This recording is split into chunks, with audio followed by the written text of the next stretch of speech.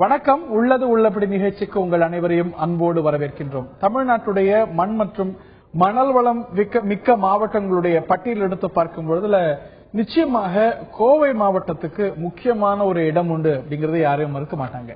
ஆனால் இப்பொழுது அந்த மாவட்டத்துடைய மண் மற்றும் மணல் வளத்துக்கு என்ன பிரச்சனை, அதைத்தான் இன்றைய உள்ளது உள்ளபடி நிகழ்ச்சி விரிவாக அலசுகிறது. என்னதான் பிரச்சனை, முதலில் இது பற்றிய ஒரு தொகுப்பினை காண்போம்.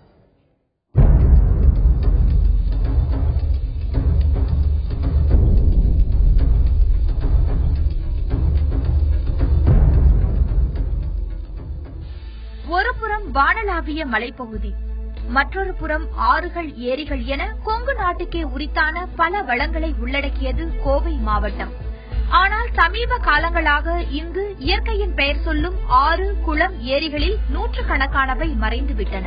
காய்ந்த தென்னைகளையும் கரும்புகளையும் கண்டு கலங்கும் விவசாயிகள் அரசின் நிவாரணமும் சரியாக கிடைக்காத நிலையில் தங்கள் நிலத்தில் இருக்கும் மண்ணை கூட விற்க துவங்கியுள்ளனர். வறண்ட நிலங்களை குறிவைக்கும் மண் வியாபாரிகள் லோடுக்கு 400 ரூபாய் வீதம் விவசாயிகளின் வாழ்வாதாரத்தை விலைக்கு வாங்கி வருகின்றனர். நிலங்களில் சுமார் 15 அடி ஆழம் வரை தோண்டி மேல் பகுதி செம்மண்ணையும் அடுத்துள்ள கிராவல் மண்ணையும் எடுக்கும் வியாபாரிகள் பாறை தட்டியவுடன் நிலத்தை அப்படியே விட்டு விடுகின்றனர். நிலங்களில் சுமார் 15 அடி ஆழம் வரை தோண்டி மேல் பகுதி செம்மண்ணையும் அடுத்துள்ள கிராவல் மண்ணையும் எடுக்கும் வியாபாரிகள் பாறை தட்டியவுடன் நிலத்தை அப்படியே விட்டு விடுகின்றனர். அனைத்து செழுமையையும் இழக்கும் நிலங்களை தொடர்ந்து விவசாயத்திற்கு பயன்படுத்தவும் முடியாது. விதிகளின்படி நிலங்களில் மண்ணள்ள வேண்டுமானால் மாவட்ட ஆட்சியரிடம் அனுமதி பெற வேண்டும். அதுவும் புறம்போக்கு நிலங்களுக்கு மட்டுமே பொருந்தும். விவசாய நிலங்களில் மணல் எடுப்பது விதிகளின்படி குற்றமாகும். ஆனால் எந்த விதிமுறைகளையும் பின்பற்றாத இந்த செயல் குறித்து மாவட்ட நிர்வாகமோ கனிம வளத்துறையோ எந்த ஆய்வும் நடத்துவதில்லை என்று குற்றம் சாட்டப்படுகிறது. இந்த சட்டவிரோத மண் விற்பனை மூலம் செட்டிப்பாளையம், காரச்சேரி, பணப்பட்டி, தேகாணி, பெரிய குயிலை உள்ளிட்ட பல கிராமங்களில் ஒவ்வொரு இடத்திலும் பல ஏக்கர் நிலங்கள் இதுவரை வெட்டி எடுக்கப்பட்டுள்ளன. இந்த நிலை தொடர்ந்தால் மண்ணையும் மழையையும் நம்பி மட்டுமே வாழும் விவசாயிகள் தங்கள் அடுத்த தலைமுறையினருக்கு அந்த மண்ணை கூட விட்டு வைக்க முடியாத சூழல் ஏற்படுமோ என அஞ்சுகின்றனர் சமூக ஆர்வலர்கள். நிச்சயமாக வருந்தத்தக்க அவலம் இது. விவசாய நிலம் மலடாவது அப்படிங்கிறது அடுத்த தலைமுறைக்கு நாம் விட்டு செல்லக்கூடிய ஆபத்தாகவே இருக்கும். இந்த அவலம் ஏன் நடக்கிறது என்பதை இன்றைய உள்ளது உள்ளபடி நிகழ்ச்சியில் விரிவாக அலசருக்கின்றோம். இது சார்ந்த மேலும் விவரங்களை தர காத்திருக்கிறார் எமது செய்தியாளர் நேசராஜ் கோவையிலிருந்து. அதே போல விவசாயிகள் சங்கத்தின் முக்கிய தலைவர் திரு நல்லசாமி அவர்களும் நம்முடைய இணைகிறார். நான் நேசராஜ் கிட்ட இருந்து ஆரம்பிக்கணும்னு நினைக்கிறேன். மண் வளம் விற்கக்கூடிய மண் வளம் மிக்க ஒரு மாவட்டம் கோவை மாவட்டம். ஆனா இந்த ஒரு குற்றச்சாட்டு கோவை மாவட்டத்திலிருந்து தொடர்ந்து பார்க்க முடிகிறது. எதனால் விவசாயிகள் இந்த நிலைக்கு, மண்ணை கூட விற்கக்கூடிய ஒரு நிலைக்கு தள்ளப்பட்டிருக்கிறார்கள்? எனது பின்னணியை மேலும் விரிவா சொல்லுங்க. கோவையில பாத்தீங்கன்னா ஹரி, கோவை தடாகம், சின்ன தடாகம், கணுவாய் உள்ளிட்ட பகுதியில் கிட்டத்தட்ட 150க்கும் மேற்பட்ட செங்கல் சூளைகள் இருக்கிறது. இந்த செங்கல் சூளைகள் பாதிக்கு மேல அனுமதி இல்லாமல் இயங்கி வருகிறது. இந்த செங்கல் சூளைகளுக்கு தேவையான 50 டன் செம்மண்ணை மேற்கு தொடர்ச்சி மலையில் இருந்தும் அதே போல புறம்போக்கு நிலத்திலிருந்தும் அள்ளி வருகின்றனர். இதே போல விவசாயிகளின் நிலங்களில் தற்போது நிலத்தடி நீர்மட்டம் குறைந்துள்ளதால் விவசாயிகளோட நிலத்தடியில அவங்க அந்த மண்ணை எடுத்து 400 ரூபாய்க்கு விற்கும் அவலம் ஏற்பட்டுள்ளது. இது குறித்து விவசாயிகள் கூறும்போது என்ன சொல்றாங்கன்னா, எங்களுக்கு விவசாயிகள் போதிய வருமானம் வருவதில்லை, அதனாலதான் எங்களுடைய மண்ணை விற்கும் அவலம் ஏற்பட்டிருக்கு அப்படின்னு தெரிவிச்சிருக்காங்க. இந்த செம்மண் தொழிலை எடுத்துக்கிட்டோம்னா, குறிப்பாக இந்த செம்மண்ல மேற்கு தொடர்ச்சி அடிவாரத்துல கிட்டத்தட்ட 50 அடி ஆழத்திற்கு இந்த செம்மண்ணை கடத்திட்டு போறாங்க. இதுல மாவட்ட நிர்வாகம் எந்த ஒரு நடவடிக்கையும் எடுக்கவில்லை. இதுல குறிப்பாக என்விரான்மெண்டல் கிளியரன்ஸ் வாங்கணும். மாவட்ட நிர்வாகத்திடம் 1500 ரூபாய் ஃபார்ம் வாங்கி அதுல ஃபில்அப் பண்ணி வட்டாட்சியர் அனுமதியோட கிட்டத்தட்ட ஒரு என்ன சொல்லணும், இதுல குறிப்பாக ஒரு 2 அடி ஆழத்துக்கு மட்டுமே நீர் இந்த மண் எடுக்கிறதுக்கு அனுமதி இருக்குது. ஆனா இவங்க என்ன பண்றாங்கன்னா 50 அடி ஆழத்திற்கு இந்த மண்ணை எடுத்துட்டு அவங்க ஒரு சில மர்ம நபர்கள் கடத்திட்டு வர்றாங்க. இதுல குறிப்பாக இந்த செய்தி எடுக்க போனாலே அவர்கள் தரக்குறைவாக பேசிட்டு வர்றாங்க. ஹரி, மண் அப்படின்னு நம்ம சாதாரணமா பாத்திர முடியாது. ஒரு கைப்பிடி மண் உருவாகணும்னா அதுக்கு எவ்வளவு ஆண்டுகள் ஆகுது தெரியுமா? இந்த ஒரு மண் விற்கப்படுது அப்படிங்கும் பொழுது விவசாயிகள் வேறு வழி இல்லாம விற்கிறாங்கன்னு எடுத்துக்கிட்டாலும் கூட விவசாயத்துக்கான வாய்ப்பையே அது எடுக்கப்படுற பகுதியில இல்லாம செய்யக்கூடிய ஒரு முயற்சியாகத்தான் பார்க்கணும். இந்த நிலையில திரு நல்லசாமி அவர்கள் நம்முடைய இணைந்திருக்கிறார். இதை எப்படி பார்க்க, உங்க ஒரு விவசாயத்துக்கான வாய்ப்பு இல்ல, மழை பொய்த்து போச்சு, ஆய காரணத்தினால விற்கிறோம் அப்படின்னு விவசாயிகள் வேதனைப்படுறாங்க. இன்னொரு பக்கம் விதிகள் இருக்கு, மண் எடுத்தாலும் கூட விவசாயத்துக்கு தான் எடுக்கணும்னு, ஆனா அந்த காரணத்துக்காக தான் எடுக்கப்படுதான்னா பல பேர் இல்லைன்னு சொல்றாங்க. எப்படி பார்க்கலாம் இந்த ஒரு நிலையானது தொடர்வதாக குற்றச்சாட்டு எழுகிறது? உங்களுடைய முதற்கட்ட பார்வையை முதல்ல பதிவு செய்யுங்க திரு நல்லசாமி. வருமுன்னர் காவாதான் வாழ்க்கை எரிமுன்னர் வைத்தூறு போல கெடும். நீங்க சொன்ன மாதிரி இது ஓரிரு நாட்கள்ல இந்த மண் உருவாக போறதில்ல. பலாயிரக்கணக்கான ஆண்டுகளா மேற்கு தொடர்ச்சி மலையிலிருந்து வந்த மண் அந்த பகுதியில படிஞ்சிருக்கு. அதை வச்சுதான் விவசாயம் செழிப்பா இதுவரையிலும் நடந்துகிட்டு இருந்தது. இப்போ சமீப காலத்துல பாத்தீங்கன்னா விவசாயத்துக்கு உண்டான தண்ணீர் இல்ல, அப்படி இருக்கக்கூடிய தண்ணீர் மாசுபட்ட தண்ணீரா இருக்குது. அதனால விவசாய விளைபொருளுக்கு உரிய விலை கிடைக்கல. ஆக நெல் நட்டு பார்த்தாங்க, நட்ட வந்தது. கல் நட்டு பார்த்தாங்க, ஏதோ சாலை ஓரங்கள் இருக்கக்கூடிய நிலத்துக்கு நல்ல விலை கிடைச்சது. உள்ள இருக்கக்கூடிய நிலத்துக்கு விலை இல்ல.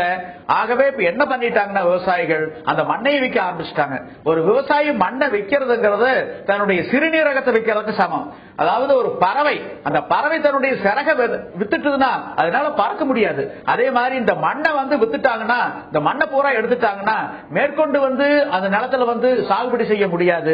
இன்னைக்கு மழை வளம் குறைஞ்சிருச்சு, மரங்களை பூரா வெட்டியாச்சு. முன்னையெல்லாம் கிராமங்கள்ல இருந்து நகரங்களுக்கு விளைபொருள் போச்சு. அதனுடைய எச்சம் குப்பைங்கிற பேர்ல, கம்போஸ்ட்ங்கிற பேர்ல கிராமத்துக்கு திரும்பி வந்தது. அந்த சங்கிலி அருந்து போச்சு. இப்ப நகர்ப்புறங்கள்ல பார்த்தா மலை மாதிரி குப்பை கிடக்குது. அதை தீயிட்டு கொளுத்துறாங்க, ஆற்றுப்படுகையில போடுறாங்க, சமுத்திரத்தில் கொண்டி கொட்டுறாங்க. அப்படிப்பட்ட நல்ல இயற்கை உரங்கள்லாம் கடலுக்கு போயிட்டு இருக்குது, விளைநிலத்துக்கு வரல. ஆக பழைய மாதிரி எப்படி அந்த இயற்கை விவசாயத்தை விட்டு போட்டு இந்த ரசாயன உரங்கள் வந்த பின்னாடி விவசாயத்துக்கு மாறினாங்களோ, அப்ப அரசாங்கம் என்ன பண்ணிருக்கணும்னா அந்த உரத்துக்கு கொடுத்த மானியம் 1,20,000 கோடி ரூபாயை விவசாயத்துக்கு கொடுத்திருந்தால் இந்த இயற்கை விவசாயம் நடந்திருக்கு. இன்னைக்கு கிராமப்புறங்கள்ல இருந்து அந்த அந்த விளைபொருட்கள் நகரத்துக்கு போனது கம்போஸ்ட்ங்கிற பேர்ல திரும்பி வந்திருக்கு. இந்த நிலமும் செழிப்பா இருந்திருக்கு. அதே மாதிரி மரங்கள்லாம் வெட்டுப்பட்டதுனால நில அரிப்பு, அதுல மண் வீணா ஆற்று நீர்ல வெள்ளப்பெருக்கும் போது அது கடலுக்கு போயிட்டு இருக்குது. ஆக இதை காப்பாற்ற வேண்டிய கடமை பொறுப்பு விவசாயிகளுக்கு மட்டுமல்ல, ஒவ்வொரு குடிமகனுக்கு இருக்கு. ஆக நாம் வாழக்கூடிய இந்த பூமியை அடுத்த தலைமுறை வாழ்வதற்கு உகந்ததான பூமியா நாம கொடுத்துட்டு போவது ஒவ்வொரு குடிமகனுடைய கடமை. இந்த கடமையை யாரும் மறந்துவிடக் கூடாது. விவசாயி மண் வைக்கிறான்னா அது பறவை தன்னுடைய சிறக வைக்கிறதுக்கு சமம் அப்படின்னு சொல்லியிருக்கீங்க. மாற்றுக்கிறதே இல்லை. இது சட்டப்படி நடக்கிறதா, விதிகள் ஒரு பக்கம் இருக்க, நிச்சயமாக என்ன ஒரு நிலைமை ஏற்பட்டிருந்தால் தன்னுடைய மண்ணை, எந்த மண் உயிராக தனக்கு இருக்கிறதோ அந்த மண்ணை விவசாயி விற்பான் அப்படிங்கறத யோசிச்சு பார்க்கணும். என்னுடைய கேள்வி திரு நேசராஜ் அவர்களுக்கு.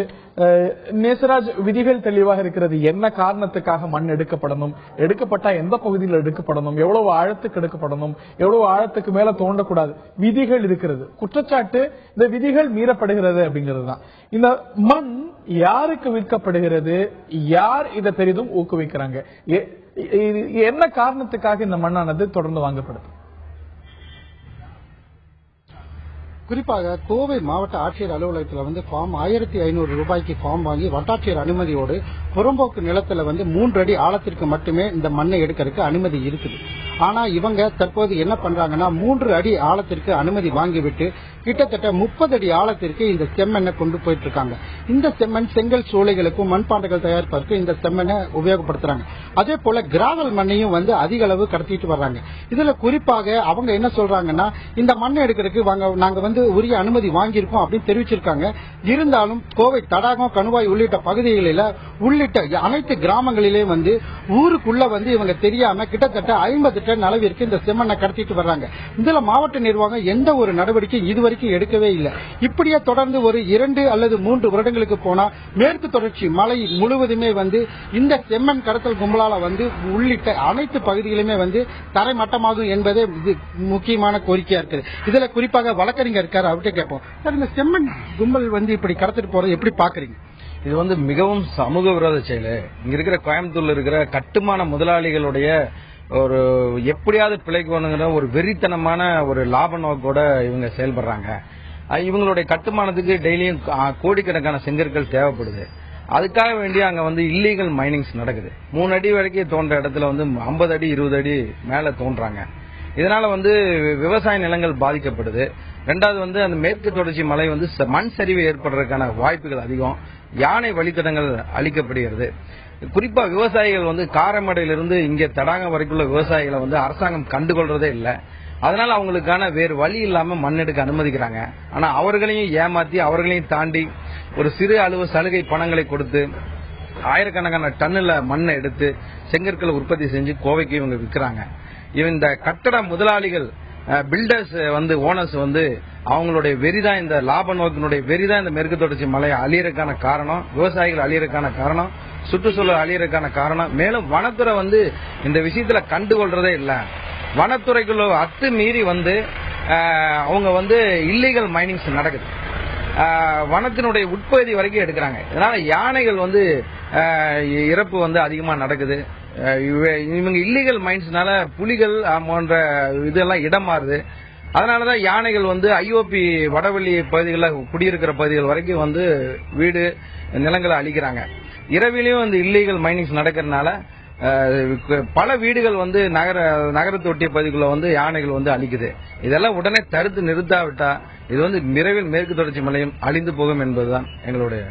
குறிப்பாக நம்மிடையே வழக்கறிஞர் பன்னீர் இருக்காரு, அவர்கிட்ட கேட்போம். சார், இந்த செம்மண் கடத்தல் வந்து இரவு நேரங்கள் தான் அதிகமா நடைபெறுது அப்படின்னு சொல்றாங்க. அது உங்களுடைய பார்வையிட்டு? இரவு எல்லா நேரங்களிலும் மண் கடத்தல் பண்றாங்க. முதல்ல ஒரு மண் கடத்தல் தடுக்க வேண்டியது 3 துறை இருக்கு. ஒரு போக்குவரத்து துறை, காவல்துறை அதிகாரிகள் செய்யலாம். காவல்துறை தன்னுடைய கடமை செஞ்சாங்கன்னா ஒரு வண்டிக்கு அனுமதி வாங்கிட்டு 100 வண்டிகள் பயன்படுத்துறாங்க.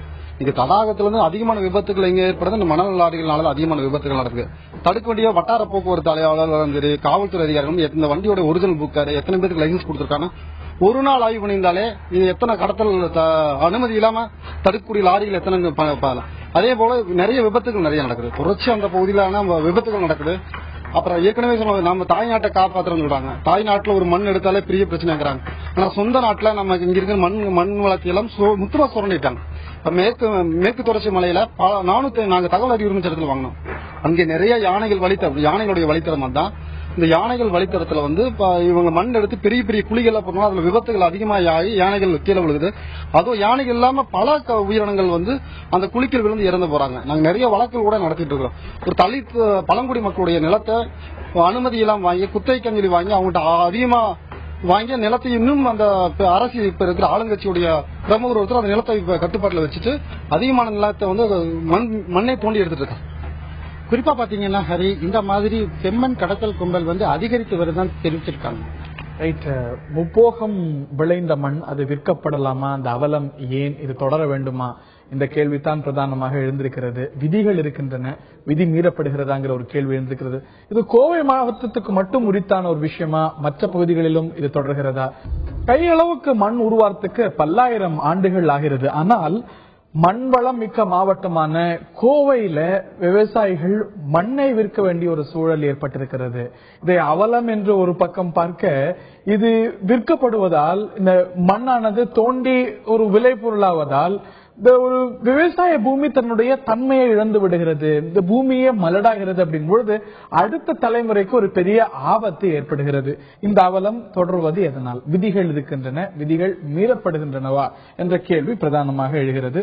இது கோவை செய்தியாளர் நேசராஜும் விவசாயிகள் சங்கத்துடைய மூத்த பிரமுகர் திரு நல்லசாமி அவர்களும் இந்த நிகழ்ச்சியில் நம்மிடையே இணைந்திருக்கிறார்கள். இந்த தருணத்தில் மார்க்சிஸ்ட் கம்யூனிஸ்ட் கட்சியை சேர்ந்த கோயம்புத்தூருடைய முன்னாள் நாடாளுமன்ற உறுப்பினர் திரு நடராஜன் இந்த விவகாரம் சார்ந்து கூறிய கருத்து என்ன பார்க்கலாம்.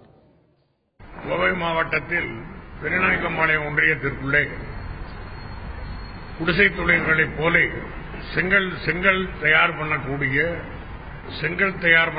தொழிற்சாலைகள் கூடுதலாக இருக்கிறது. மாவட்ட நிர்வாகத்திடத்தில் குறைந்த அளவு மட்டுமே மண் எடுத்து இந்த செங்கல் தேவைகளை பூர்த்தி செய்கிறோம் என்ற அனுமதி பெற்றுக் கொண்டு மிக பெரும் அளவிற்கான இயற்கை வளங்களை தங்களுடைய சுய லாபத்திற்காக தொடர்ந்து அந்த மண்ணை அப்புறப்படுத்துவது எடுப்பது என்பது ஆளுங்கட்சியினுடைய ஆதரவோடு முன்னாள் ஆண்ட கட்சியினுடைய ஆதரவோடும் இப்பொழுது தொடர்ந்து இவற்றை அமுலாக்கி வந்து கொண்டிருக்கிறார்கள். கோவை மாவட்ட நிர்வாகத்தை மார்க்சிஸ்ட் கம்யூனிஸ்ட் கட்சியின் சார்பில் நாங்கள் கேட்டுக்கொள்வதெல்லாம், மாவட்ட நிர்வாகம் கொடுத்த அளவை தாண்டி மண்ணெடுத்திருக்கக்கூடிய அத்தனை பேர் மீது மிக கடுமையான நடவடிக்கை எடுப்பதன் மூலமாகத்தான் மாவட்டத்தினுடைய இயற்கை வளத்தையும் மண்ணினுடைய வளத்தையும் பாதுகாக்க முடியும். அரசு தரப்பில் சார்ந்த நடவடிக்கைகளும் எடுக்கப்பட்டாலும் கூட இது தொடர்கிறதே அப்படிங்கிற ஒரு குற்றச்சாட்டு இருக்கிறது. அவ்வப்போது குற்றச்சாட்டுகள் வர, அவ்வப்போது நடவடிக்கைகளும் எடுக்கப்பட, இதற்கான நிரந்தர தீர்வு என்ன என்ற ஒரு கேள்வி எழுந்திருக்கிறது. திரு நல்லசாமி அவர்கள்ட்ட நான் கேட்க விரும்புகின்றேன். திரு நல்லசாமி, இது ஒரு பக்கம் இருந்தாலும் கூட செங்கல் சூளைகள் பெருகி இருக்கிறது, கன்ஸ்ட்ரக்ஷனுக்கான தேவையும் பெருகி இருக்கிறது, புதிய புதிய கட்டடங்கள் எழுந்த வண்ணம் தான் இருக்கின்றன.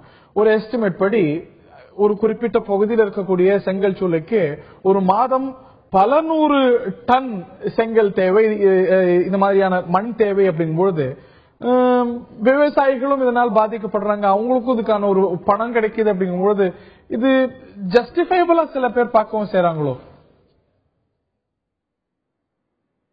இது பன்னெடு காலமா இருக்கு, இன்னைக்கு நேத்து அல்ல. ஆக இப்ப செங்கல்ங்கிறது உபயோகத்துல தமிழ்நாட்டிலையும் சரி இந்திய அளவிலையும் சரி பலாயிரக்கணக்கான ஆண்டுகளா இருந்துகிட்டு இருக்கு.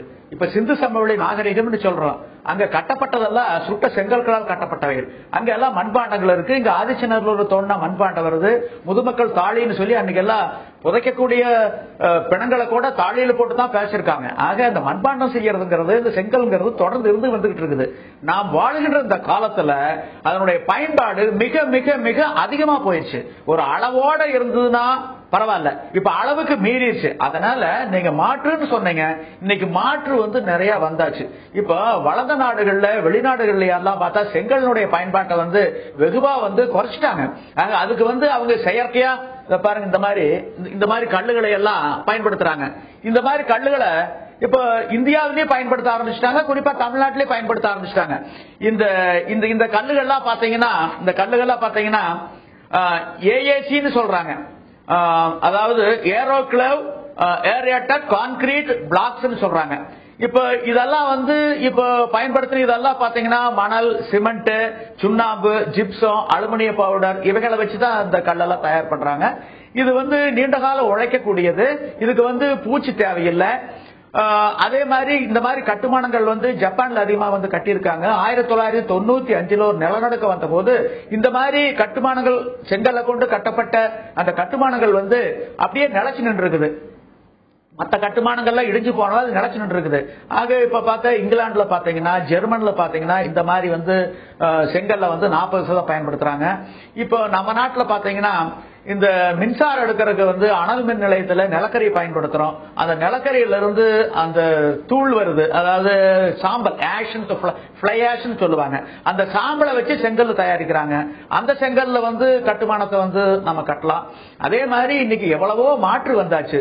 ஆக இந்த மண்ணை ஓரளவுக்கு பாதுகாக்கக்கூடிய கடமை, பொறுப்பு எல்லாத்துக்குமே இருக்குது. நல்லசாமி, குறிக்கிறதுக்கு மன்னிக்கணும், நீங்க சில மாற்றுகளை சொல்றீங்க. ஒவ்வொரு மாற்றிலையும் தேவைப்படுற ஒவ்வொரு பொருளுக்கு ஏதோ ஒரு சுற்றுச்சூழல் பாதிப்பு இருக்கத்தான் செய்யுது. இதுக்கு மண்வளம் பாதிக்கப்பட்டு செங்கல் உருவாக்கப்படுதுன்னா நீங்க சொல்றீங்க ஒரு கான்கிரீட் பிளாக், அதுக்கு மணல் தேவைப்படுது. அதனால அந்த பாதிப்பு ஏற்படத்தான் செய்ய போகுது. ஒவ்வொரு மாற்றுக்கும் ஏதோ ஒரு வகையில சுற்றுச்சூழலுக்கும் இருக்கக்கூடிய சூழலுக்கும் பாதிப்பு ஏற்படுத்தக்கூடிய மாற்றுகள் தானே அவை. அது எப்படி இருந்தாலும் there is no industry without pollution. ஆக சுற்றுப்புற சூழலை மாசுபடுத்தாத தொழிற்சாலை உலகத்தில் எதுவுமே இல்லை. அதுக்காக தொழிற்சாலை போற இழுத்து மூடிட முடியாது. ஆக குறைஞ்ச அளவுல மாசுபடுத்தக்கூடியது, குறைஞ்ச அளவுல சுற்றுப்புற சூழலை கெடுக்கக்கூடியது, இதை நம்ம பயன்படுத்தலாம். இந்த மாதிரி செங்கல்லாம் குறைஞ்ச அளவுல தான் சுற்றுப்புற சூழலை மாசுபடுத்தும். ஆக செங்கல் சொல்றதுனால இப்ப மண் வளம் கெடுது. ரெண்டாவது மரங்களை வெட்டி அதை எரிக்கிறதுக்கு பயன்படுத்துறதுனால மரங்களுடைய எண்ணிக்கை குறையுது. அதனால பாலைவனத்தை நோக்கி இந்த நாடு தள்ளப்படுது. ஆக எது சட்டத்துக்கு வரையறை சொல்லும் போது லா is an evil, lesser evil will be enacted as law. சட்டம் என்பது கெடுதி விளைவிக்கக்கூடியது. எது குறைவான கெடுதி விளைவிக்கக்கூடியதோ அதை சட்டமாக ஏற்றப்பட வேண்டும் ஜெர்மி பெந்தாம் சொல்றாரு. அந்த அடிப்படையில் இன்னைக்கு எது குறைஞ்ச அளவு மாசுபடுத்துது, எது குறைஞ்ச அளவு சுற்றுப்புற சூழலை கெடுக்குது, அப்படிப்பட்ட கட்டுமானத்துக்கு நாம் மாறுறதுதான் நல்லது. இன்னைக்கு பாத்தீங்கன்னா முன்னையெல்லாம் பாத்தீங்கன்னா வீடுகள்லாம் பாத்தீங்கன்னா இப்ப பனங்கையை போட்டு அதுல கூரை வீட்டுல பனை ஓலையில வேஞ்சிக்கிட்டு இருந்தாங்க. இப்ப அதுக்கு அரசாங்கமே முற்றிலும் தடை பண்ணிருக்காங்க.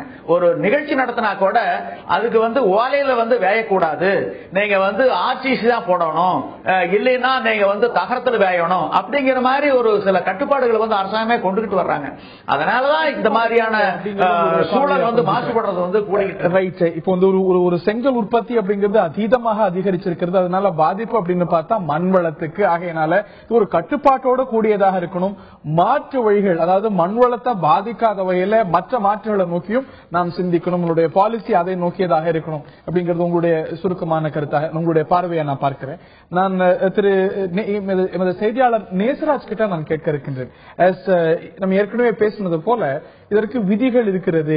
இந்த விவசாய பூமியில தோண்டக்கூடாது அப்படின்னும், இவ்வளவு அளவு தான் தோன்ற ஒரு சூழ்நிலையிலும் மண் எடுக்கணுங்கிற ஒரு விதிகள் இருக்கிறது. இந்த விதி மீறப்படுவதாக சொல்லப்படுது. விவசாயிகள் இதுக்கு விற்கிறாங்க அப்படிங்கறதையும் பார்க்கணும். அந்த சூழலுக்கு அவர்கள் தள்ளப்பட்டிருக்கிறார்கள் அப்படின்னாலும் கூட தங்களுடைய மண்ணை விவசாயிகளும் விற்கிறதுக்கு காரணமா இருக்காங்க. அதற்கு அவர்கள் சொல்லக்கூடிய காரணம் என்ன? எந்த விவசாயியும் தன்னுடைய விவசாய நிலத்துடைய தன்மை கெட்டு போடணும்னு நினைக்க மாட்டான். அப்படியே கொடுக்கிற சூழ்நிலையில விவசாயிகள் இதற்கு என்ன காரணம் சொல்றாங்க இந்த அவலத்துக்கு? கோவில பாத்தீங்கன்னா தொண்டாமுத்தூர், நரசிபுரம் உள்ளிட்ட சில விவசாயிகள் தங்கள் பூமியோட மண்ணை எடுத்து அவங்க விற்பனை செஞ்சுட்டு வர்றாங்க. குறிப்பா விவசாயிகள் என்ன தெரிவிக்கிறாங்கன்னா, நிலத்தடி நீர்மட்டம் 800 அடிக்கு கீழே போயிடுச்சு, எங்களுக்கு விவசாயம் செய்ய முடியல அப்படிங்கிறாங்க. அதே போல கரும்பு விவசாயம், தென்னை விவசாயம் செய்துட்டு வந்த விவசாயிகள் தற்போது இந்த மண்ணை விற்று அவர்களுடைய வாழ்வாதாரத்தை தேடி வருகின்றனர். இது குறித்து நம்முடைய கந்தசாமி விவசாயிகள் சங்கம் கட்சி சார்பற்றது அவங்ககிட்ட கேட்போம். சார், இந்த விவசாய நிலங்களை ஒரு சில விவசாயிகள் தங்கள் கிராவல் மண்ணை செம்மனுக்கு அந்த விற்கிறத ஒரு தகவல் வருது, அதை எப்படி பாக்கலாம்? பொதுவாகவே விளை நிலங்களிலே இருக்கின்ற நல்ல விளைச்சல் உள்ள மண்ணை எந்த விவசாயியும் விற்க முன்வர மாட்டார். விவசாயம் கட்டுப்படியாகாமல் போய் அந்த விளைநிலத்தில் இருக்கிற மண்ணு சத்து இல்லாம போகக்கூடிய சூழ்நிலை உருவாகி அவர் இழப்புக்கு ஆளாகி வாழ்வாதாரம் பாதிக்கப்பட்ட சூழ்நிலையில வேற வழி இல்லாம அவங்க அந்த மண்ணு, அதுலயும் விளையிற மண்ணு அவங்க அந்த இதுக்கு விற்க மாட்டாங்க. அந்த கிராவல் மண்ணு விளைச்சலே வராத ஒரு விவசாய ஒரு தோட்டத்துல எல்லா இடத்துலயுமே நல்லா விளைஞ்சிருன்னு சொல்ல முடியாது. அந்த விளைச்சல் இல்லாத இடத்துல இருக்கிற மண்ணை மத்தவங்க வளர்ச்சி பணிகளுக்காக மத்தவங்க விலை கொடுத்து வாங்கல, அதை வித்தாவது தான் பொழைக்கலாம் அப்படிங்கிற ஒரு எண்ணத்துல அவன் விற்கிறதுக்கு தயாராகிறான். ஏன்னா அந்த பூமியை வித்து சாப்பிடுறத விட அந்த மண்ணை வித்துட்டு அதுக்காக வேற மண்ணை ஏதாவது போட்டு வளமான மண்ணை போட்டு அவங்க விவசாயம் பண்ணலாங்கிற நோக்கத்துல அவங்க விற்கிறதுக்கு தயாராகி வர்றாங்க. இது ஒரு பக்கம் வரவேற்பையும் ஒரு பக்கம் எதிர்ப்பையும் தெரிவிக்கிற அளவுக்கு வளர்ந்துட்டு வருது இந்த பிரச்சனை. இதுக்கு எல்லாம் காரணம் விவசாயம் கட்டுப்படி இல்லாமல் போனதுதான், அரசாங்கத்தினுடைய விவசாய கொள்கைதான் அப்படிங்கிறது எங்களுடைய கருத்து. குறிப்பா எல்லாமே இந்த விவசாய நிலத்தையே எல்லாம் வித்துட்டாங்கன்னா அடுத்த கட்டமா விவசாய இளந்தலைவருக்கு எப்படி பண்ணுவாங்க? எல்லாருமே விவசாய நிலத்தை வித்துருவாங்கன்னு சொல்ல முடியாதுங்க. சில இடத்துல வாய்ப்புகள் இருக்கிற இடத்துல விவசாய நிலங்கள் நகர்ப்புறத்தை ஒட்டியுள்ள பகுதிகளில் கூலியால் கிடைக்காது. அந்த மாதிரி சூழ்நிலையில விவசாயம் செய்ய இயலாத சூழ்நிலையில ஒரு நல்ல விலை கிடைச்சா அதை வித்தாவது ஏதோ ஆஸ்பத்திரி செலவு, தன் குழந்தைகளுக்கு கல்யாணம் ஊடு கட்டுறதுங்கிறத பண்ணலாங்கிற அளவில் அவங்க விற்குவாங்க. அதே நிலைமை அந்த நகர்ப்புறத்தை ஒட்டி இருக்கிற பகுதியில இருக்கிற நிலத்தை வித்துட்டு அந்த விவசாயி எங்கேயோ சுவிஸ் பேங்க்ல கொண்டு போய் போட்ட மாட்டான். அவன் கொஞ்சம் தள்ளி இருக்கிற பகுதியில மறுபடியும் அந்த மண்ணத்தை விலைக்கு வாங்குவான். ஒரு விவசாய நிலத்தை வாங்கி அவன் சும்மா இருக்க மாட்டான். என்ன நஷ்டமானாலும் மறுபடியும் அவன் அந்த விவசாயம் செய்யறதுக்கு தான் போவான். இந்த சூழ்நிலை தான் நிலவுகிறது. இது ஒரு பக்கம் இருக்க, விவசாயத்தை கட்டுப்படியாக்கணுங்கிற எண்ணம் அரசுக்கு இல்லை. மாறா மண்ணில்லா விவசாயம் அப்படிங்கிற உத்தியை எல்லாம் கொண்டு வர்றதுக்கு முயற்சி நடந்துட்டு வருது. அது சக்சஸ் ஆயிடுச்சுன்னா எல்லாத்துக்குமே அது ஒரு வரப்பிரசாதமாக அமையுங்கிறது எங்களோட கருத்து. குறிப்பா பாத்தீங்கன்னா இப்போ நம்மிடையே லோகநாதன் இருக்காரு, அவர்கிட்ட இந்த செம்மண் கடத்தலை பத்தி கேட்போம். இப்போ இந்த தடாகம், சின்ன தடாகம், கணுவாய் உள்ளிட்ட பகுதிகளில் நிறைய செம்மண் கடத்துறதா இருக்கு, அது எப்படி பாக்குறீங்க? செம்மண் கடத்தல் என்பது இப்போ கோவையில குளங்கள்ல நிறைய மண்ணு வெட்டினாங்க. அந்த 1.5 அடிக்கு வண்டல் மண்ணை வெட்டி விவசாயிகள் கொடுத்திருந்தா மகிழ்ச்சியா இருந்திருக்கும். அந்த மண்ணை வியாபார நோக்கத்தோடு இவங்க பார்த்தாங்க. அது குளம் முழுக்க 1.5 அடி வெட்டினோம்னா தண்ணி வரக்கூடிய தண்ணி தேங்கி நிக்கிறது சமமாக நிற்கும். ஒரு பகுதியில 8 அடி தூரத்துக்கு மண்ணை நோண்டி எடுத்துட்டு ஒரு பக்கம் விட்டதுக்கு பிறகு வரக்கூடிய வண்டல் மண் அந்த 8 அடியில ரொம்புது. மற்ற இடங்களுக்கு தண்ணீர் போய் சேர்றதில்ல. முறையா பண்ணணும்னா எங்க மண்ணு வெட்டுறோங்கிறது தண்டோரா போட்டு ஊரா சொல்லணும். இன்னொன்னு அந்த பகுதியில ஒரு போர்டு வைக்கணும். நாங்க இவ்வளவு கிராவல் மண்ணு இருக்குது, இந்த மண்ணு வண்டல் மண்ணை இவ்வளவு மண்ணை எடுக்க போறோம், தேவைப்பட்ட விவசாயிகள் வாங்கி கொள்ளலாங்கிற அளவுக்கு சொல்லி கான்ட்ராக்டுக்கான உட்பட போர்டு வைக்கணும். இது அதை அதிகாரிகள் உற்று கவனித்து எவ்வளவு மண் எடுக்கிறேன்னாங்கிறத பார்க்கணும். இதெல்லாம் விட்டுட்டு மண்ணாள்றதை விட்டுட்டு சும்மாவே விட்டுட்டாங்கன்னா யார் வேணாலும் எப்படி வேணாலும் மண் அளிக்கலாங்கிற ஒரு நிலைமை தான் இன்னைக்கு கோயம்புத்தூர்ல இருக்கு. இன்னைக்கு சிமெண்ட் எவ்வளவு காசு கொடுத்தாலும் கிடைக்குது சார், மண்ணு கிடைக்கிறது இல்ல. இப்ப விவசாய நிலங்கள்ல இந்த மாதிரி மண் கடத்தல் கும்பல் போய் கேட்டு வாங்கிட்டு இருக்காங்க, அதை பத்தி எப்படி பாக்குறீங்க? இப்ப இந்த விவசாயிகள் கொடுக்கறாங்கிறத விட இந்த வியாபாரிகள் அவர்களிடத்துல ஆசையை காட்டி மண்ணு வாங்குறதா பிரச்சனை. இப்ப சிமெண்ட் தான் சொன்ன மாதிரி சிமெண்ட் எவ்வளவு காசு கொடுத்தாலும் கிடைக்குது, மண்ணு கிடைக்கிறது இல்லைங்க. அதனால இதுல விவசாயம் பண்ணா உனக்கு லாபம் இருக்காது, ஒன்னும் இருக்காது. இந்த பகுதியில் உள்ள மண்ணை கொடு, இந்த பகுதியில் விவசாயம் பண்ணு சொல்லி வாங்கிட்டு இருக்காங்களோடைய விவசாயிகள் மனமுவர்ந்து மண்ணை ஒரு நாள் விற்க மாட்டாங்க சார், விற்கவே முடியாது, விற்க மாட்டாங்க. இதுல சில பேர் என்ன பண்றாங்கன்னா 400 ரூபாய்க்கு ஒரு லோடு 400 ரூபாய்க்கு விவசாயிகள் ஒரு சில இடத்துல வித்துட்டு இருக்காங்க. ஒரு சிலர் இடங்களை விற்கலாம். இந்த ஒரு சில இடத்தில் வாங்கிட்டு கூட இந்த வியாபாரிகள் மீதி மண்ணை திருட்டுத்தனமாக எடுத்துக்கொண்டு அவர்களிடத்தில் வாங்கினு சொல்லலாம் இல்லையா. எல்லா விவசாயிகளும் விற்கிறதா உண்மையிலே இருக்காது. குறிப்பா பாத்தீங்கன்னா ஹரி, நம்முடைய மகேஸ்வரி வழக்கறிஞர் இருக்காரு, அவர்கிட்ட கேட்போம். மேடம், இந்த செம்மண் திருட்டுவதை எப்படி பாக்குறீங்க? அதாவது ஏற்கனவே ஆத்துல மணலை எடுக்கிறதுக்கு சரியா ஒரு கட்டுப்பாடு இல்லாதனால ஆத்துல உங்களுக்கு இந்த நீர்பிடிப்பு தன்மையே போயிடுச்சு. இப்ப என்னன்னா விவசாய நிலத்தை இந்த மாதிரி பண்ணிட்டு இருக்கிறாங்க. இது என்னன்னா இந்த சிறு துளி பெருவெள்ளங்கிற மாதிரி கொஞ்சம் கொஞ்சமா எடுக்க ஆரம்பிச்சு இப்ப இது அதிக அளவுல போயிடுச்சு. அப்ப நீர் வளம் கெட்டு போச்சு. கோயம்புத்தூர்ல ஏற்கனவே நிலத்தடி நீர் ரொம்ப குறைஞ்சு போச்சு. இப்ப உங்களுக்கு இந்த மாதிரி எடுக்க எடுக்க இன்னும் எச்சா குறைஞ்சு போய் நீர் ஆதாரமே இல்லாம போயிடும். ஒரு மனுஷன் சாப்பாடு இல்லாம கூட சில நாள் இருக்க முடியும். தண்ணி இல்லாமையோ காத்து இல்லாமையோ ஒரு நிமிஷம் கூட, ஒரு 2 நாள் கூட வாழ முடியாது. இந்த நிலைமையில இப்படி பண்றது ரொம்ப கொடுமையான விஷயம்தான். ஏன்னா அது அவனுக்கு பொருளாதார வசதி இல்லைங்கிறதுனால ஆசையை தூண்டி அதை விற்கிறாங்க. ஆனா அதை நம்ம அரசாங்கம் என்ன பண்ணணும்னா விவசாயிகளுக்கு அதை எடுத்து சொல்லணும். அவன் வளத்துல, அதாவது இப்ப ரோட பாத்தீங்கன்னா நல்லா இருக்க ரோடவே திருப்பி திருப்பி பேத்து பேத்து போட்டுட்டு இருக்காங்க. அதுக்கு பண்ற செலவெல்லாம் விவசாயிகளுக்கு செலவு பண்ணா ஏதோ அவனுக்கு வாழ முடியும். அப்புறம் இப்ப உங்களுக்கு உணவு பற்றாக்குறை இப்ப ரொம்ப அதிகமாயிட்டு இருக்குது. பாத்தீங்கன்னா 1 கிலோ தக்காளி 60-70 போகுது. காய்கறி எல்லாமே 50 ரூபாய்க்கு மேலதான் இருக்குது, குறைவா இல்ல. இதை நம்மளால முடிஞ்சா குறைக்க முடியும், அதை பண்ண மாட்டேங்கிறாங்க. இப்ப செங்கலுக்கு இப்ப மண்ணு எடுத்து இப்ப செங்கல் பண்றாங்க. அதை எரிக்கிறதுக்கு பாத்தீங்கன்னா விறகு காட்டுல இருந்து தான் எடுக்கிறாங்க. அப்ப இந்த காட்டு வளமும் போகுது. இப்ப இந்த எரிக்கிறதுனால உங்களுக்கு ஏற்கனவே வெப்பம் அதிகமாயிட்டு இருக்குது. இப்ப இந்த வெப்பம் இன்னும் அதிகமாகும். அப்ப மழை நீர் இன்னும் குறைஞ்சு போகும். அதனால இதை கவர்மெண்ட் நம்ம நடவடிக்கை எடுக்கணும். குறிப்பா பாத்தீங்கன்னா ஹரி, மாவட்ட நிர்வாகம் உடனடியாக நடவடிக்கை எடுத்து இதை தடுக்க வேண்டும் என வலியுறுத்தியுள்ளனர். ரைட். மேலும் இதுல பல கோணங்கள் எழுந்திருக்கு. இது கோவை மாவட்டத்துக்கு மட்டுமே உண்டான விஷயமா, மற்ற மாவட்டங்களிலும் இது இருக்கிறதா? எந்த சூழ்நிலையிலும் விவசாயி தன்னுடைய மண்ணை விற்க முற்பட மாட்டான். முற்படுகிறான் அப்படின்னா எந்த ஒரு சூழ்நிலையும் விற்க முற்படும் பொழுது எந்த நிலைக்கு அவன் தள்ளப்பட்டிருக்கிறான் அப்படிங்கறத நம்ம பார்க்க வேண்டும். முப்போகமும் விளைந்த மண் விற்கப்படுகிறதே அப்படிங்கிற வேதனையை கோவை பகுதி சமூக ஆர்வலர்கள் எல்லாம் பதிவு செய்கிறார்கள். மண் வளம் மிக்க மாவட்டம் கோவை மாவட்டம். ஆனா அங்க மண் விற்பனை, விவசாய பூமிகள்ல மண் விற்பனை நடக்கிறது. விவசாயிகள் அந்த நிலைக்கு தள்ளப்படுகிறார்கள் அப்படிங்கிற ஒரு குற்றச்சாட்டு. வேற வழி இல்ல, விவசாயம் பலன் தரல, பலன் அளிக்கல, கூலிக்கு சரியான ஆட்கள் கிடைக்கல, வேற என்ன வழி என்று விவசாயிகள் கேட்க, இதனால் ஒரு நீண்ட நாட்கள் அடிப்படையில ஒரு மிகப்பெரிய பாதிப்பை அடுத்த சங்கதிக்கு அந்த ஒரு பகுதி விளையக்கூடிய விவசாய நிலமாகவே இல்லாத ஒரு ஆபத்து ஏற்படக்கூடிய சூழல் இருக்கிறது. விதிகள் இருக்கின்றன, விதிகள் மீறப்படுகின்றனவா என்ற ஒரு கேள்வி ஒரு பக்கம் இருக்கு. நான் திரு நல்லசாமி அவர்கள்ட்ட கேட்க இருக்கின்றேன். விவசாயிகளுடைய வேதனை என்னன்னா, இவங்களுக்கு வேற வழி இல்லை, எந்த விவசாயியாவது விவசாய மண்ணை விற்பாங்க. அப்படிப்பட்ட ஒரு சூழல் ஏற்படுகிறது. அப்படிங்கும்போது இன்னொரு ஆங்கிளையும் பார்க்க வேண்டியிருக்கிறது. ஒரு எண்ணம் ஏற்படுதுன்னா மண் தானே மீண்டும் வரத்தானே செய்யும் அப்படின்னு. அதற்கான சூழல் இருக்கிறதா, இல்ல ஒரு அறியாமை விவசாயிகள் மத்தியில இந்த ஒரு மண்ணுடைய ஒரு பிரஷஸ்னஸ் பற்றி ஒரு அறியாமை விவசாயிகள்கிட்ட இருக்கிறதா? விவசாயிகிட்ட அறியாமைன்னு சொல்ல முடியாது. அதனால அவங்க முடியாதனாலதான் மண்ணை வைக்கிறாங்க. வேற வாழ்வாதாரத்துக்கு வேற பொருள் இல்ல. விவசாயம் பண்ணா நட்டம் வருது. ஒண்ணு விளைநிலத்தை விற்கணும், ஆனா விற்கிறதுக்கு அவனுக்கு மனசு இல்ல.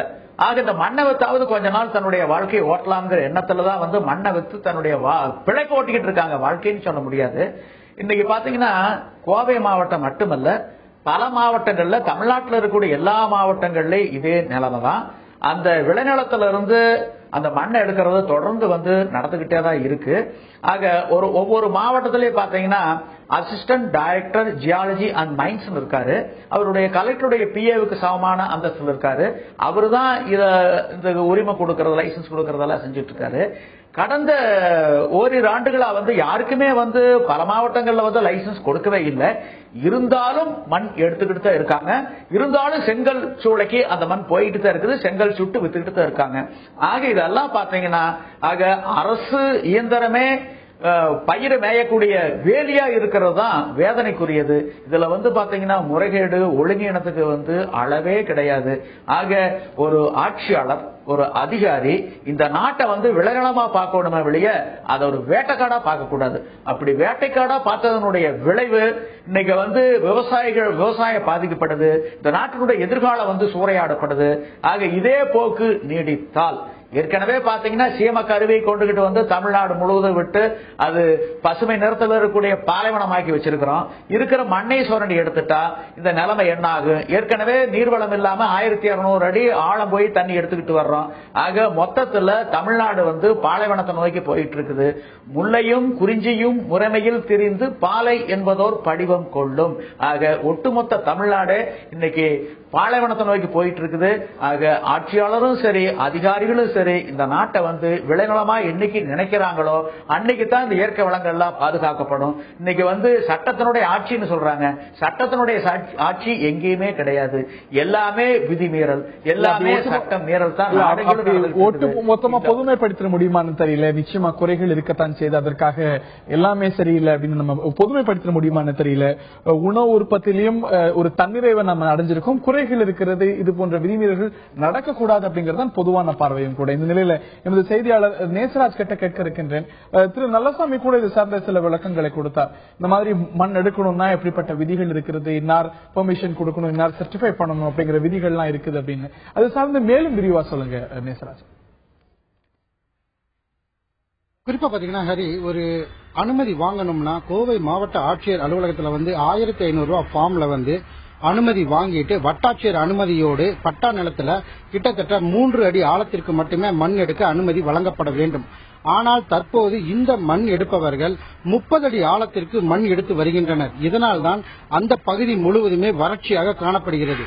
மேலும் விளைநிலங்களில் இவர்கள் 400 ரூபாய்க்கு மண் எடுத்து வருவதால் விவசாயிகளும் கவலையடைந்து வருகின்றனர். இது குறித்து இதுல முக்கியமா விவசாயிகள் மேலும் என்ன சொல்றாங்கன்னா, விவசாய நிலங்களை அவங்க விவசாயம் செய்ய முடியாத நிலையில கட்டிடமா கட்டுறதுக்கும் அவங்க போயிட்டு தான் தெரிவிச்சிருக்காங்க.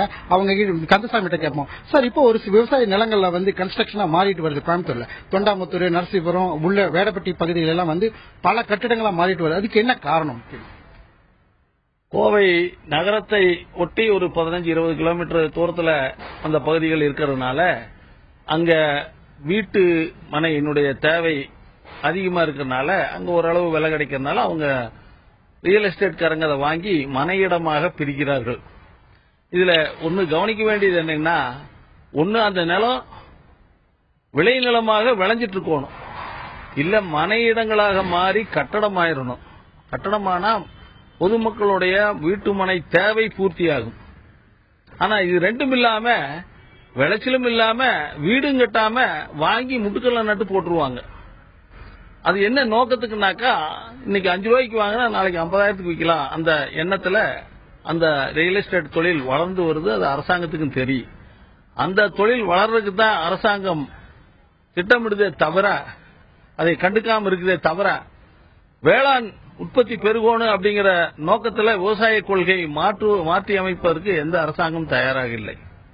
குறிப்பா பாத்தீங்கன்னா ஹரி, இதுல முக்கியமா இன்னொன்னு, கோவையில உள்ள ஒரு மிகப்பெரிய தனியார் நிறுவனம் குளத்தை சீரமைக்கிறேன்னு சொல்லி இந்த மாவட்ட நிர்வாகம் அனுமதியுடன் கிட்டத்தட்ட 100 லோடு மண்ணை அவங்க அள்ளிட்டு வர்றாங்க. இதுக்கு மாவட்ட நிர்வாகம் உடந்தையா இருக்காங்க. இது குறித்து லோகநாதன் கேட்போம். சார், இந்த மாதிரி குளம் சீரமைக்கிறேன்னு சொல்லி ஒரு சில தனியார் நிறுவனங்கள் பண்ணியிருந்து இந்த மண்ணை கடத்துறாங்க, எப்படி பாக்குறீங்க? கோவையை பொறுத்த மட்டும் இந்த மணல் மாஃபியா மண் மாஃபியாவுக்கு வந்துட்டான். மணல் அள்ளி முடிச்சு இப்ப மண்ணல் வந்துட்டான். மண்ணல்றதுக்கு சில இந்த நாய்க்கு ரொட்டி போடுற மாதிரி சில அமைப்புகளுக்கு போடுறதுனால அவனை வச்சு நாம குளிர் காஞ்சிக்கலாம்னு சொல்லி இந்த அமைப்புகள்லாம் நிறைய செஞ்சாங்க. தங்க ஊசியை கொடுத்தானே இவர்கள்லாம் குத்திக் கொள்வார்களா என்கிற கேள்விதான் எங்களுக்கு வருது. உயிர் நீர் தரக்கூடிய இந்த மண்டல் மண்ணை இவர்கள் வெட்டி எடுத்துட்டு இவர்கள் என்ன செய்ய போகிறார்கள் கேட்டாரு. சார், குளத்தை சுத்தி இருக்கக்கூடிய உயிர் சூழலை கெடுத்து விட்டு அந்த உயிர் சூழல் இல்லாம முழுக்க தண்ணீர் ரொப்பி போட்டு விடுறதுல ஒரு பிரயோஜனம் கிடையாது. ஊர்வன எல்லாமே பரப்பனை எல்லாம் மறைந்து அதனுடைய உறவுகளை வைத்துக் கொண்டு முட்டையிட்டு அடை காத்து வாழ்கிற இந்த குளத்துல ஒரு மரம் கூட இல்லாம சுத்தி வெட்டி எடுத்து போட்டு வேற குளத்துக்கு போகக்கூடிய தண்ணீர் பாதை மதகுகளை மறித்து இதுக்கு தண்ணி நிக்கணும்னு சொல்லி வச்சிருக்காங்க. இதுக்கு தண்ணி நிக்கலன்னா மக்கள் என்ன நினைப்பாங்க, குளம் வெட்டினாங்க தண்ணி இல்லாம போச்சேன்னு சொல்லி. வாலாங்குளம் இதுவரை தண்ணி இல்லாம இருந்த காலமே கிடையாது. ஆனால் இப்ப தண்ணி இல்லாம இருக்கு. காரணம், பெரிய குளத்திலிருந்து அங்க போகிற மதகை மறித்து வைத்திருக்கிறார்கள். அங்க உயிர் சூழல் இல்ல. பூச்சி, இந்த உலகம் என்பது எல்லா ஜீவராசிகளுக்கும் உண்டானது. இவர்கள் நமக்கு மட்டும்தான் இந்த உலகம் என்கிற எண்ணத்தில் ஒரு பூச்சி, புழு, காக்கை, குருவி, பாம்பு, பள்ளி, தவளை அனைத்தும் வாழாமல் இருக்கிற ஒரு குளத்தை அமைத்திருக்கிறார்கள். அது என்ன பிரயோஜனம்? குறிப்பாக இப்போ இளம் தலைமுறையினருக்கு மண்ணை கூட விட்டு போவதிலேயே மிகப்பெரிய குற்றச்சாட்டு இருக்கு. அது எப்படி பாக்குறீங்க? அது எல்லா முதலாளியும் என்ன செய்யறான்னா, ஒரு பக்கம் பில்டிங் கட்டுறான், இன்னொரு பக்கம் தொழிற்சாலை நடத்துறான், இன்னொரு பக்கம் சுற்றுச்சூழல் ஆர்வலரா வேடம் போடுறாங்க. கோயம்புத்தூர்ல இந்த வனிதாமன் போன்றவங்க சுற்றுச்சூழல் ஆர்வலரா வேடம் போட்டு அந்த வாலாங்குளத்தினுடைய உயிர் சூழலே அழிச்சிட்டாங்க. முதல்ல வாலாங்குளத்தை சுத்தப்படுத்துறோங்கிற போர்வையில வாலாங்குளத்தினுடைய பரப்பு குறைக்கப்பட்டது. இப்ப என்ன சொல்றாங்க, வாலாங்குளத்தினுடைய பரப்பு குறைக்கப்பட்டு மேடாக்கப்பட்டது ஒரு சில பகுதிகளில். அப்ப என்ன சொல்றாங்க, அந்த அங்க தார் ரோடு போடுறேன்னு சொல்றாங்க. ஆக்சுவலா அந்த குளத்தை ஒட்டிய பகுதிகளில் மரங்களை நட்டினாதான் குருவிகள், காக்கைகள், பறவைகளுக்கான இடாது. ஆனா குளத்தை ஒட்டி ரோடு போட்டா அந்த ரோட்டு வழியா போய் கழிவுகளை பூரா அவன் குளத்துக்குள்ளதான் கொட்டுவான். சோ முதலாளிகள் இப்ப சுற்றுச்சூழல் வேடம் போடுறாங்க. குறிப்பா வனிதா மோகனுடைய சுற்றுச்சூழல் இப்போ குறிப்பா பாத்தீங்கன்னா மாவட்ட நிர்வாகம் உடனடியாக நடவடிக்கை எடுக்கணும் அப்படின்னு தெரிவிச்சிருக்காங்க. குறிப்பிட்ட யார் எந்த நபர் மீதும் குற்றச்சாட்டு நேரடியா நம்ம பதிவு செய்ய முடியுமான்னு தெரியல. இந்த நிலையில ஆறுமுகம் இந்திய கம்யூனிஸ்ட் கட்சியை சேர்ந்த வால்பாறை சட்டமன்ற உறுப்பினர் இந்த விவகாரம் சார்ந்து தன்னுடைய கருத்துக்களை பதிவு செய்திருக்கிறார். என்ன சொல்கிறார் கேட்கலாம். இயற்கை வளங்களை கொள்ளையடிப்பது என்பது கோவை மாவட்டத்தில் மட்டுமல்ல, தமிழகம் முழுவதும் இருக்கக்கூடிய மணல் கொள்ளை, இன்னும் செம்மண் எடுப்பது போன்றக்கூடிய நடவடிக்கைகள், இயற்கை வளங்களை அழிக்கக்கூடிய முறையில் காடுகளை அழிப்பது போன்றக்கூடிய நடவடிக்கைகள் செயல்பட்டு வருகின்றன. குறிப்பாக கோவை மாவட்டத்தில் மேற்கு பகுதியில் இருக்கக்கூடிய கணுவாய் போன்றிருக்கக்கூடிய பகுதிகளில் செம்மண்ணை எடுத்து செங்கல் சூளை வைக்கப்பட்டு செங்கல் தயாரிக்கக்கூடிய தொழிற்சாலைகள் அதிகமாக இருக்கின்றன. கனிம வள அதிகாரிகள் இவ்வளவுதான் மண் எடுக்க வேண்டும் என்று உத்தரவிலே சொல்லப்பட்டிருந்தாலும் கூட அதைவிட கூடுதலாக மண் எடுப்பதற்கான முறையில் ஒரு போர்வெல் போட்டு ஆழம் தோண்டக்கூடிய அளவிற்கு மண்ணை எடுத்து செங்கல் செய்வதற்கான நடவடிக்கைகளை மேற்கொண்டு வருகின்றார்கள். இதை கனிம வள அதிகாரிகள் பார்ப்பதும் இல்லை, கண்டுகொள்வதும் இல்லை. இவைகளை செய்வது என்பது திராவிட முன்னேற்ற கழகம் இப்பொழுது ஆண்டு கொண்டிருக்கக்கூடிய கட்சி, இதற்கு முன்னாலே ஆண்ட கட்சி, இன்னும் இருக்கக்கூடிய காங்கிரஸ் கட்சி இருக்கக்கூடிய முக்கிய பிரமுகர்கள் போன்றிருக்கக்கூடியவர்களால் இப்படிப்பட்ட இயற்கை வளங்கள் கொள்ளையடிக்கப்படுகின்றன, சூறையாடப்படுகின்றன. இவர்களை தடுத்து நிறுத்த வேண்டும் என்பதுதான். ஆனால் மாவட்ட அதிகாரிகள் கண்டுகொள்ளாமல் இருப்பது என்பது அவருடைய ஆசீர்வாதத்தோடு நடைபெறுவதாகவே நாங்கள் கருதுகிறோம். திரு நல்லசாமி அவர்கள்ட்ட நான் கேட்க இருக்கின்றேன். ஒரு பக்கம் கட்டிடங்கள் உருவாக்குறதுக்கான செங்கல்களுக்கான தேவை இருக்கிறது, மாற்று வழி ஒரு பக்கம் இருக்கிறது. இப்பயே கூட எப்படி மண் அள்ளணும், எங்க அள்ளணும், எப்படி அள்ளக்கூடாது என்ற விதிகள் இருக்கிறது. இம்ப்ளிமெண்டேஷன் ஸ்ட்ரிக்டா இருக்கணும் அப்படிங்கிற ஒரு பார்வை நிச்சயமா எல்லாராலையும் ஏற்றுக்கொள்ளக்கூடியதுதான். வேற என்ன நிரந்தர மாற்று இந்த ஒரு பிரச்சனைக்கு சொல்வீங்க? விவசாயிகள் தரப்புல எடுக்க வேண்டிய நடவடிக்கைகள், மாவட்ட நிர்வாகம் மேற்கொள்ள வேண்டிய விஷயங்கள், இதற்கான ஒரு நிரந்தர மாற்று, இன்னும் ஒரு பெட்டர் மெக்கானிசம் வேணுமா? இதுக்கான வேற என்ன மாற்றுகளை நீங்க பரிந்துரைப்பீங்க? சார், அதாவது கட்டக்கூடிய கட்டுமானங்கள் காலத்தை வென்று நிற்பவர்களாக இருக்க வேண்டும். இப்போ கல்லணை கட்டினாங்க. எவ்வளவு 2500 ஆண்டுகளுக்கு முன்பு கட்டப்பட்ட அணை. அந்த அணை இன்னும் வலுவாக இருக்கின்றது. அதே நேரத்தில் அரசர்கள் காலத்தில் கட்டப்பட்ட திருக்கோயில்களை எல்லாம் போய் பாருங்க, இன்னும் எங்கு ஒழுகுவது கூட கிடையாது, அவ்வளவு வலுவாக இருக்கின்றன. ஆங்கிலேயர் காலத்து கட்டுமானங்களை எல்லாம் போய் பார்த்தீங்கன்னா இன்னும் புது பொலிவோட வலு இழக்காம வலுவாக நின்று கொண்டிருப்பதை நாம் பார்க்க முடிகின்றது. அதே நேரத்தில் நம்ம சுதந்திர இந்தியாவில் தற்போது நாம் வாழக்கூடிய இந்த கட்டுமானங்களை பாருங்க, என்ன ஒரு சினிமா ஷூட்டிங்க்கு ஒரு செட்டிங்ஸ் போட்ட மாதிரி. ஆக கடந்த ஆண்டு கட்டுறாங்க, இந்த ஆண்டு கோரையை பிச்சுக்கிட்டு கொட்டுது. ஆக இப்படிப்பட்ட கட்டுமானங்கள் கட்டுறதுனால அந்த வளமான மண் செங்கல்ங்கிற பேர்ல சுரண்டப்படுது, ஆற்று மணல் அள்ளப்படுது. ஆக கண்ட பலன் என்ன? அதாவது வளமான மண்ணும் ஆற்றில் இருக்கக்கூடிய மணலும் காணாத போனதுதான் கண்ட பலன். ஆகக்கூடிய கட்டுமானங்கள் எந்த கட்டுமானங்கள் கட்டினாலும் அது குறைவான பரப்பளவில் கட்டினாலும் அது காலத்தை வென்று நிற்கக்கூடிய ஒரு கட்டுமானங்களா இருக்கணும். ஆக அரசாங்கம் இந்த அதிகாரிகள் அதுக்கு முக்கியத்துவம் கொடுக்கணும். மக்கள் மத்தியில் இது தொடர்பான ஒரு விழிப்புணர்வு வந்தா தான் இந்த இயற்கை வளங்களை எல்லாம் நாம காப்பாற்ற முடியும். இதே மாதிரி இன்னைக்கு கட்டுறது நாளைக்கு இடியுறதுங்கிற ஒரு போக்கு இருக்கவே கூடாது. அதுக்கு ஒரு முற்றுப்புள்ளி வைக்கணுங்கிறதா எங்க மாதிரி இருக்கக்கூடியவங்களுடைய ஆதங்கம். நோக்கி நாம் நம்மளுடைய பார்வையை செலுத்தணும் அப்படிங்கிறது உங்களுடைய பார்வையாக இருக்கிறது. நிறைய நிரந்தர ஒரு பிரச்சனை இல்லாத மாற்றுகள் இருக்கவே செய்கின்றன உங்களுடைய பார்வை. மண்வளம் மிக்க கோவை மாவட்டத்துல மண் விற்கக்கூடிய ஒரு சூழ்நிலை ஏற்படுகிறது. விவசாய பூமியில பல்லாயிரம் ஆண்டுகள் ஆகி உருவாகக்கூடிய மண்ணானது விற்கப்படுகிறது விவசாயிகளால். அந்த நிலைக்கு அவர்கள் தள்ளப்பட்டிருக்கிறார்கள். இது செங்கல் சூளை இது போன்ற தொழிற்சாலைகளுக்கு பயன்படுகிறது. இது ஒரு நீண்ட கால அடிப்படையில ஒரு பெரிய ஆபத்தை ஏற்படுத்திடுமோ, ஒரு உணவு சங்கிலிக்கே ஒரு பெரிய ஆபத்தை ஏற்படுத்திடுமோ அப்படிங்கறது சமூக ஆர்வலர்களுடைய பயமாக இருக்கிறது. ஏனென்றால் இந்த ஒரு மண்ணானது அந்த ஒரு பகுதியிலிருந்து எடுக்கப்பட்டால் அந்த இடமானது நிலமானது மலடாகி விடுறதுக்கான ஒரு சூழல் ஏற்பட்டுவிடும். அந்த மணல் உருவாகணும், அந்த மண் உருவாகணும் அப்படின்னா பல ஆண்டுகள் தேவைப்படுகிறது. இந்த நிலையில விவசாயிகள் அந்த நிலைக்கு தள்ளப்படுகிறார்கள். நாங்கள் என்ன செய்வோம், அந்த நிலைக்கு நாங்கள் தள்ளப்படுகிறோம் அப்படிங்கிறது அவர்களுடைய குறைய நிகழ்ச்சியில பதிவு செய்யறாங்க. விவசாயிகளுடைய மற்ற கோரிக்கைகள் இந்த ஒரு நிலை தொடராமல் இருக்க அவர்களுடைய கோரிக்கை என்னவாக இருக்கிறது அப்படிங்கிறது எமது செய்தியாளர் நேசராஜ் வாயிலாக நான் கேட்க விரும்புகிறேன். ஓடி நேசராஜ். குறிப்பா பாத்தீங்கன்னா கோவை மாவட்ட ஆட்சியர் அலுவலகத்தில் வந்து விவசாயிகள் குறைதீர்ப்பு கூட்டத்தில் வந்து இவங்களோட விவசாயிகள் குறைதீர்ப்பு கூட்டத்தில் வேறு கூட்டம் தான் நடக்குது, எந்த நடைமுறையும் படுத்துறதுல அப்படின்னு தெரிவிச்சிருக்காங்க. தற்போது கந்தசாமி இருக்காரு, அவர்கிட்ட கேட்போம். சார், உங்களுக்கு என்னென்ன கோரிக்கைகள்லாம் இந்த மண் எடுக்காம இருக்கிறதுக்கு என்னென்ன கோரிக்கைகள் வைக்கிறீங்க? பொதுவாகவே இந்த மண் எடுக்கிறதுக்கு எந்த குளத்திலையும் அனுமதி இல்லாம இருந்தது. வண்டல் மண் விவசாயிகளுக்கு விவசாய நிலங்களுக்கு வண்டல் மண் எடுத்து கொட்டுறதுக்கு எங்களுக்கு அனுமதி வேணும்னு நாங்க அமைச்சர்கள்ல கலந்துட்ட வறட்சி நிவாரண கூட்டத்தில் வலியுறுத்தினோம். அந்த வண்டல் மண் எங்க நிலத்துல இருந்தா வருது குளத்துக்குள்ள, அந்த வண்டல் மண் குளத்தில் இருக்கிறதுனால தண்ணி கீழே வத்துறதில்ல. அத வண்டல் மண்ணை 1 அடிக்கு 2 அடிக்கு எடுத்துட்டாக்கா மறுபடிக்கு தண்ணி நிறைய குடிக்கி அதனால வந்து கிரவுண்ட் வாட்டர் ரீசார்ஜ் ஆகுங்கிற நியாயத்தை சொல்லி அந்த வண்டல் மண்ணை நாங்க எடுத்து கொண்டு போய் காட்டுல மறுபடியும் வேளாண் நிலத்துல போட்டோம்னா அதுல நிறைய மினரல்ஸ் வைட்டமின்ஸ் எல்லாம் இருக்குது. அதனால இயற்கை வேளாண்மை ரசாயன உர பயன்பாடே குறையும் எல்லாம் நாங்க எடுத்து சொல்லி அதுக்கு அனுமதி கொடுத்தாங்க.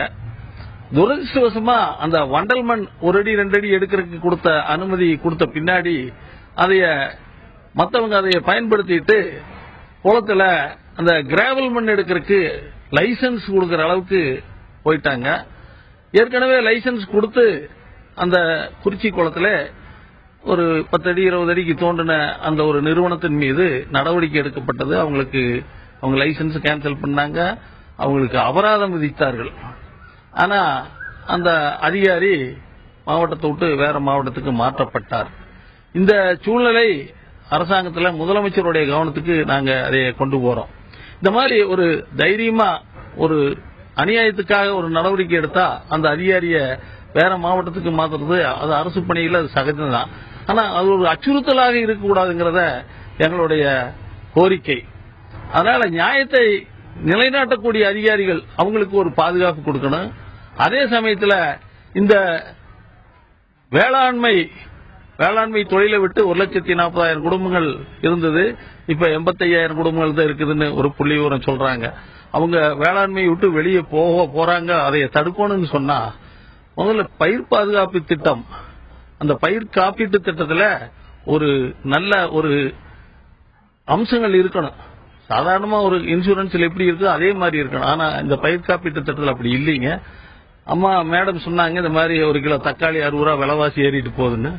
விலைவாசி ஏறிட்டு 60 ரூபாய்க்கு விற்கையில பாதிக்கப்படுறது பொதுமக்கள் மட்டுமல்ல, நாங்களும் தான். விவசாயிகளும் பை எடுத்துட்டு போய் கடையில விலைக்கு வாங்க போயிடுது, 60 ரூபாய்க்கு தக்காளி விற்குது. என் நிலத்துல அந்த தக்காளி பயிரிட்டு கொண்டு வரையில கிலோ 60 பைசாக்கு தான் நான் விற்க வேண்டிய சூழ்நிலை இருக்குது. அப்போ அதிகமா விளைஞ்சாலும் நஷ்டம், விளையாம போனாலும் பாதிப்பு. இப்படிப்பட்ட சூழ்நிலை தான் இன்னைக்கு விவசாய பொருளாதாரத்துல அதை அரசாங்கம் அதிகாரிகள் அதை கவனிக்க தவறுகிறார்கள்.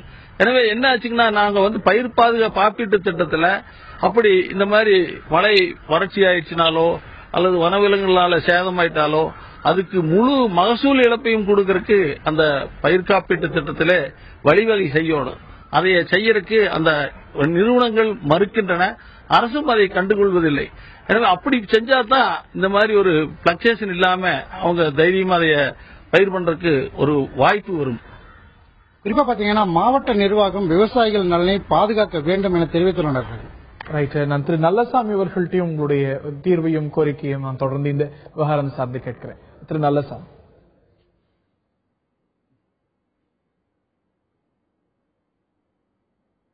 திரு நல்லசாமி,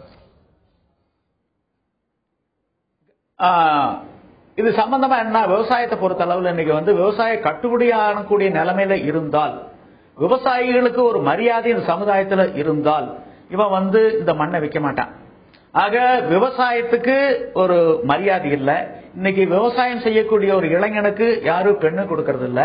ஆக அவனை விரும்பி எந்த பெண்மணி திருமணம் செஞ்சுக்கிறது இல்ல. ஆக சமுதாயத்துல அவன் தாழ்த்தப்பட்டவனா கருதப்படுறான். ஒண்ணு. ரெண்டாவது மீறி விவசாயம் செஞ்சா அது கட்டுப்படியானதா இல்ல. எங்களுக்கு தேவை எதுவுமே வேண்டாம். எங்களுக்கு மானியம் வேண்டாம், எங்களுக்கு இலவசம் வேண்டாம், எங்களுக்கு கடன் வேண்டாம், கடன் தள்ளுபடி வேண்டாம். எங்களுக்கு கட்டுப்படியான விலையை மட்டும் கொடுங்க. நீங்க அரசாங்க பல பண்ணைகளை நடத்துறீங்க, எல்லா பண்ணைகளையும் ஏன் ஆராய்ச்சி அடிப்படையில் நடத்துறீங்க? சரிபாதியை வணிக நோக்கில் நடத்துங்க. உங்களுக்கு 1 குவிண்டால் நெல் சாகுபடி செய்யறதுக்கு என்ன செலவாகுது? 1 குவிண்டால் பருத்தி எடுக்கிறதுக்கு என்ன செலவாகுது? 1 டன் கரும்பு அறுவடை செய்யறதுக்கு என்ன செலவாகுது? 1 லிட்டர் பால் கறக்கிறதுக்கு என்ன செலவாகுது? உங்களால் போடப்பட்ட கமிஷன் MS சுவாமிநாதன் கமிஷன், அந்த கமிஷனுடைய பரிந்துரை என்ன சொல்லுது? சாகுபடி செலவுல சரிபாதி லாபமா வச்சு விலை நிர்ணயம் பண்ணுங்க. இதுதான் எங்களுக்கு வேணும். ஆக இந்த நாடு ஒரு விவசாய நாடு. விவசாய நாட்டிலிருந்து விவசாய விளைபொருட்களை ஏற்றுமதி செய்து அதன் மூலம் அந்நியம் செலாவணி ஈட்ட வேண்டுமே ஒழிய ஒரு விவசாய நாட்டுக்குள் எக்காரணத்தை முன்னிட்டும் விவசாய விளைபொருட்களை இறக்குமதி செய்யக்கூடாது. அப்படி இறக்குமதி செய்தால் அது ஒரு தேசிய அவமானம். இந்த தேசிய அவமானமானது தொடர்ந்து 68 ஆண்டுகளாக இந்த நாட்டில் நடந்து கொண்டிருக்கின்றது. இப்ப ஈராக் இருக்கு, ஈரான் இருக்கு, குவைத் இருக்கு, சவுதி அரேபியா இருக்கு. அவைகளெல்லாம் எண்ணெய் வள நாடுகள். தோண்டுனா எண்ணெய் தான் வருது. அந்த நாட்டுக்குள்ள பெட்ரோலியத்தை இறக்குமதி பண்ணா அந்த நாட்டுக்கு எவ்வளவு கேவலமோ, எவ்வளவு மானக்கேடோ, எவ்வளவு அவமானமோ அதை போன்றது ஒரு விவசாய நாடான இந்தியாவுக்குள் வேளாண் விளைபொருட்களை தொடர்ந்து இறக்குமதி செய்து கொண்டிருப்பது. இதற்கு ஒரு முற்றுப்புள்ளி வச்சு விவசாயத்துக்கு ஒரு கட்டுப்படியான ஒரு நியாயமான விவசாய பொருட்களுக்கு விலை அரசாங்கம் நிர்ணயம் பண்ணுனா எங்களுடைய வாழ்க்கை வசரும். நாங்க அந்த சூழல் வரும்போது இந்த மாதிரி மண்ணை வைக்கக்கூடிய நிலைமைக்கு நாங்க தள்ளப்பட மாட்டோம்ங்கிறதா இருக்கக்கூடிய இதுக்கு ஒரு நிரந்தர தீர்வு. அனைத்து வேளாண் உற்பத்தியிலும் தன்னிறைவு, இதுதான் ஒரு ஆரோக்கியமான சிறந்த லட்சியமாக இருக்க வேண்டும். அதை நோக்கித்தான் இந்த நாடு பிரயாணிக்க வேண்டும் அப்படிங்கிறதுல யாருக்கும் மாற்று கருத்து இருக்க முடியாது. இன்றைய தலைப்பு மண்ணை விற்கக்கூடிய சூழ்நிலை விவசாயிகளுக்கு ஏற்படுகிறது, இதுல விதிமீறல்கள் எல்லாம் சுட்டி காட்டப்படுகிறது அப்படிங்கிறது தான். அந்த சூழல் ஏற்படக்கூடாது, அந்த சூழலில் விவசாயிகள் இருக்கக்கூடாது என்பதுதான் எல்லாருடைய பார்வையாகவும் இருக்க முடியும். அரசாங்கமும் இது சார்ந்த தொடர்ந்து நடவடிக்கை எடுத்துத்தான் வருகிறது. ஆனாலும் இது தொடர்கிறது அப்படிங்கிற ஒரு வருத்தம் இருக்க இதற்கு முற்றுப்புள்ளி வேண்டும் என்பதுதான் பொது பார்வை. இந்த நிகழ்ச்சியில் பங்கு பெற்ற திரு நல்லசாமி அவர்களுக்கும் செய்திகளை தொடர்ந்து வழங்கிய செய்தியாளர் நேசராஜ் மற்றும் அவருடைய இணைந்திருந்த விருந்தினர்கள் மற்றும் சட்டமன்ற உறுப்பினர்கள், முன்னாள் நாடாளுமன்ற உறுப்பினர் மற்றும் பார்த்த நேயர்களுக்கு நன்றி கூறி விடைபெறுகின்றோம். வணக்கம்.